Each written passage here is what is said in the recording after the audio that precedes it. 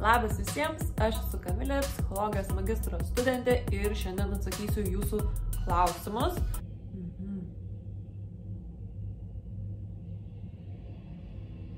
Of course. Tai jūs turėjot galimybę pateikti man įvairius klausimus, kurie galėjo būti tiek apie mane, tiek apie psichologijos studijas, apie psichologo amatą apskritai.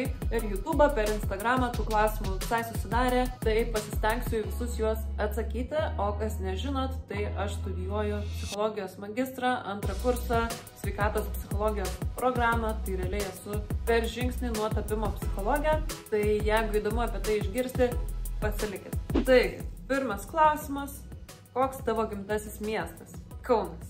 Šitas easy klausimas, bet Vilnius labiau patinka. Labas, man įdomu sužinoti, ar kai pradėjai studijuoti psichologiją, dažnai galvodavai, ar pati neturi vienokių ar kitokių problemų, ligų.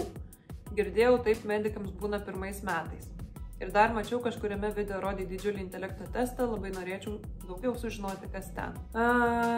Atsakant į pirmą klausimo dalį, tai taip. Studijuojant psichologiją tikrai yra tas pavojus, kad prisirašysi savo įvairių sutrikimų, diagnozuosi save, tai tikrai ir manęs šitai neaplenkia.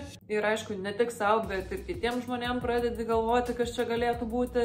Tai va, tai visai reikia turėti galvoj, kad tokie prisirašymai yra nieko gero, čia prilygsta pasigūglinimui savo simptomų ir ten Google'as išmeta irgi visokių nebūtų dalykų. Tai va, tuo tikrai nereikėtų tikėti, plus tikrai kiekvienas iš mūsų daugiau mažiau vis tiek turi kažkokių problemų, kažkokių asmenybės ypatumų, kurie kaip paskaitai kokį nors ten sutrikimo aprašymą gal ir yra panašus, bet jie tikrai nesiekia to lygio sutrikimo. Ir tada gerai turėtų omeny, kad psichologai apskritai nieko nediagnozuoja, tai tuo labiau ir pačiam savo nereikėtų nieko prisidiagnozuoti. Aišku, lengviau pasakyti negu padaryti. Ir tai aišku gali privesti ir prie didelių problemų. Tai man atrodo svarbu yra turėti su kuo pasišnekėti apie tai, galbūt su kursiokais, kurie irgi turbūt tą patį išgyvena. O jeigu kažkas yra rimčiau, tai aišku patiem kreiptis psichologinės pagalbos visada yra gera mintis. Dėl intelekto testo, tai taip, šį pusmetį mes mokomės atlikti konkretų intelekto testą, Vekslerio testą. Čia yra tas testas, kur atlikus gaunamas IQ koeficientas ir jis turi lietuviškas normas, ką tai reiškia, kad mes galim pasilyginti intelektą lietuvių populiacijoje ir įvertinti, ar jisai yra vidutinis, ar aukštesnis už vidutinį, ar mažesnis ir panašiai. Ir jis matuoja įvairius pažintinius gebėjimus, tai gaunam tikrai ne vien tą vieną skaičiuką, bet daug skaičiukų apie daug gebėjimų ir jis yra gana informatyvus. Čia kalbant apie ilgąją versiją, nes yra ir trumpoji versija, vadinasi VASI, tai jinai jau nėra tokia informatyvi, bet atliekama daug trumpiau, užtrunka maždaug valandą, tuo tarpu ilgoji versija bent jau man, kiek dariau, kiek praktikavausi, bent 4 valandas. Nu tai va, jeigu įdomu daugiau apie tai sužinoti, tai pavadinimas yra WISE 3, pasiieškokite informacijos. Taip, labas, gal pasikartosiu, bet dėl ko nusprendei stot būtent į VU, o ne į kokį kitą universitetą, kolegiją Lietuvoje užsienį. Aš šitoj vietoj iš tikrųjų per daug svarstymų neturėjau. Mano logika, kai rinkausi, kur studijuoti, buvo tokia. A, tai turi būti ne Kaune, B, turi būti pakankamai geras universitetas. Vilniaus universitetas Lietuvoje skaitomas geriausiu, tai žinojau, kad noriu jį, o kadangi iki studijų gyvenau tokį uždarą gyvenimą, ta prasme, kad iš Kauno mažai keldavau koją, daug keliavusi nebuvau, tai man jau Vilnius buvo kaip užsienis, tai apie tikrą užsienį net kažkaip nesvarščiau. Plius žinojau, kad jeigu kiltų toksai poreikis, tai visada yra Erasmus. Kokios yra galimybės baigus psichologijos bakalaurą? Jo, galimybių nėra labai daug. Pabaigus tik psichologijos bakalaurą, norint dirbti psichologo darbą, būtinas magistras. Tai jeigu tikslas yra dirbti grinai psichologinį darbą, reikia toliau studijuoti magistrą. Jeigu ne, tai visada galima ieškotis kito darbo, išsilavinimas visada yra vertinamas ir bus tik kaip pliusas. Ir kiek žinau, po bakalauro dažnai žmonės įsidarbina žmogiškųjų išteklių srityje ir įvairiose įmonėse dirba darbuotojų atrinkime, įdarbinime ir panašiai. Tai va, o norint tęsti psichologijos studijas, tai yra įvairių programų, galima pasirinkti, kur labiau norima dirbti, ar labiau su suaugusiais, ar su vaikais, ar sveikatos srityje, ar teisiniai, ar edukaciniai ir panašiai. Ar jaučiasi trintis, nesveika konkurencija tarp kursiokų? Ne, tikrai ne.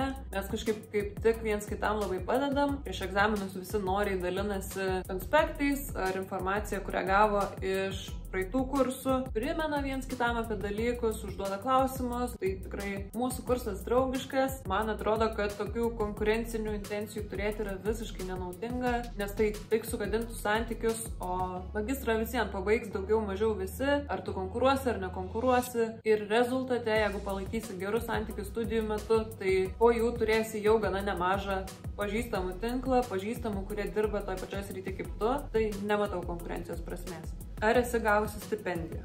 Esu gavusi stipendiją, gavau skatinamąją stipendiją už pirmą pusmetį ir dabar gavau už antrą pusmetį. Už ką aš ją gavau? Už gerus mokymosi pasiekimus. Pirmą pusmetį pagal mokymosi rezultatus aš buvau 4 mūsų grupiai, o antrą pusmetį 2. Aišku, ta stipendija yra visiškai miniatiūrinė ir realiai tie pinigai, kuriuos gauni už vieną pusmetį, jų net neužtenka vienam mėnesiui. Ką daugiau be pridurti, čia toksai simbolinis labiau momentas, bet geriau negu nieko. Ar studijų metu dirbi, jei ne, kaip išgyveni?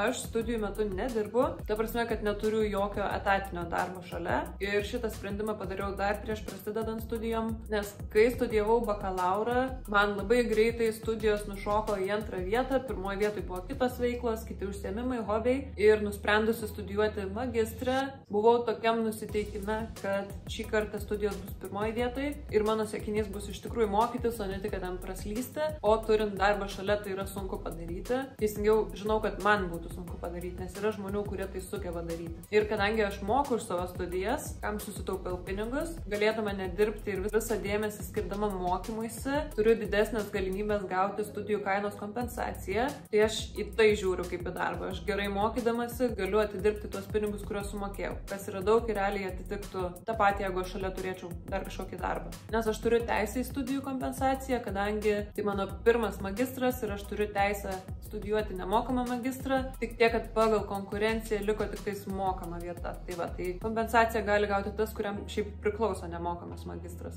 Ir to sąlyga yra, kad turi gerai mokytis. Bet čia žiauriai daug nežinomybės, nes neaišku, kiek tu gerai turi mokytis, neaišku iš vis, kiek yra tų vietų tokių kompensuojamų. Kaip ir sieki, darai, bet galiausiai visai gali būti, tai žiūrėsim. Kaip suprantu, tas turėtų paaiškėti rudens gale, žiemos pradžios, kažkas tokio. Jo, tai mano finansai dabar yra tokie, kad gaunu stipendiją nedidelę, kažkiek užsidirbu iš chalturkio, bet daugumoje man padeda mano vaikinas, dėl to šitas mano planas gali visai va taip sklandžiai veikti, bet aš tikrai suprantu, kad ne kiekvienas turi tokias galimybės ir dauguma magistrų vis dėlto turi turėti darbą, kaip ir neturi kito pasirinkimo, tai aš labai džiaugiuosi, kad mano situacija yra palankesnė šitų klausimų. Toliau, geriausi efektyvaus mokymosi metodai ir buvo panašus klausimas, tavo video labai motyvuoja mokytis mokykloje, gal galėtum pasidalinti geriausiamis mokymosi technikomis, kaip efektyviai įsisavinti informaciją. Ačiū ir ačiū už klausimus. Tokį klausimą jau matau ne pirmą kartą. Man būna, kad žmonės ir šiaip Instagrame parašo, tai manau, kad čia galėčiau padaryti visą atskirą video ir taip ir padarysiu, manau jau laikas. Tai dabar neatsakinėju, laukit video apie tai. Kitas klausimas. Kas sunkiausia psichologo darbe?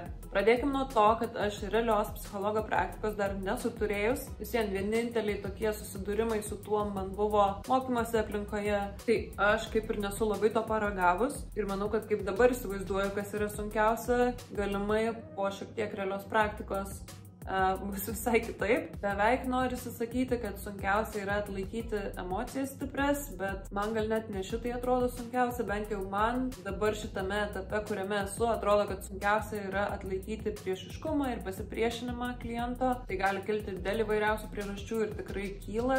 Manau, čia tikrai toks iššūkis yra. Manau, kad privačią psichologo praktiką yra sunku pradėti, nes dabar psichologų daug, tai va, surinkti, susidaryti savo klientų tinklą, manau, irgi yra nelengva. Galbūt esi kažką girdėjusi apie VDU psichologijos studijas? Jei taip, kokiu atsiliepimu esi girdėjus? Taip, VDU tikrai turi psichologijos studijas ir aš apie jas nesu daug girdėjusi, bet ką esu girdėjus, tai kad ten studijos yra lengvesnės, yra lengviau turėti geresnius pažymius ir tada žmonės baigia psichologijos bakalauro VDU, stodami į Vilniaus universiteto magistro programas, turi geresnius pažymius ir taip turi didesnę galimybę patekti, negu kad studentai, kurie baigia psichologijos bakalauro Vilniaus universitete. Tai va, tokį dalyką esu girdėjus tokiai pasipiktinimo formai, kad VDU studentams lengviau negu VU studentams patekti į magistrą, bet kiek tai realu, kiek tai atspindi realybę, negaliu pasakyti. Tai siūlau priimti gando formai šitai, ką dabar pasakiau.